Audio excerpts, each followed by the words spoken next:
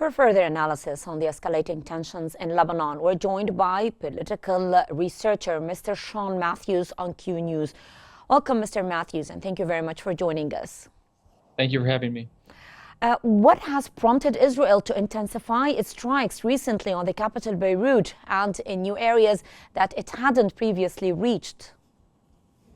It looks like the Israelis are kind of going through a target bank of Hezbollah officials and assets that they have, and Israel spent years collecting this intelligence. They're not facing that much military pressure from Hezbollah now, because their missile defense systems are basically shooting down whatever Hezbollah is throwing at them. So the Israelis are pushing what they believe is their advantage right now, targeting as much of Hezbollah and Shia. Assessment, have Israeli forces gained control of significant positions in the border villages of southern Lebanon, or have they only taken control of very small areas?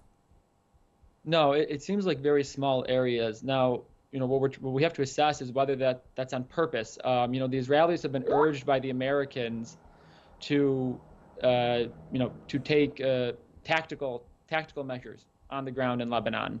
So it seems like that's what they're doing right now. They are, they're kind of probing, they're pushing, they're doing commando-style raids. I think what we have to watch for now in the future is if these kind of tactical incursions snowball into a wider, full-scale invasion, which bogs Israel down. Mm-hmm. So will the conflict in southern Lebanon be prolonged, or will it result in a back-and-forth struggle until a ceasefire agreement is reached?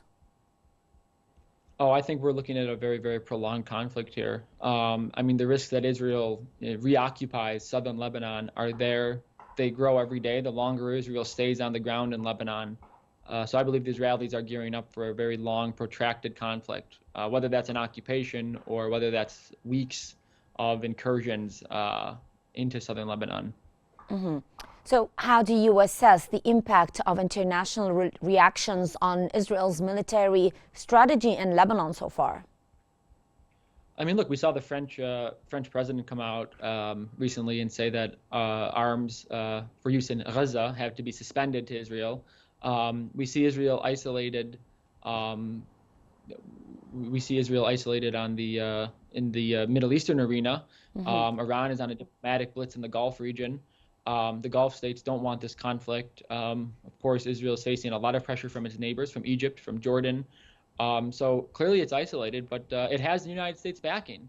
And I think that's what Israel cares about right now. They are disregarding the difficulty that they're seeing from other international states, so long as they have U.S. support. Mm-hmm. So that was Sean Mathews, political researcher from Athens. Thank you very much for your valuable insights.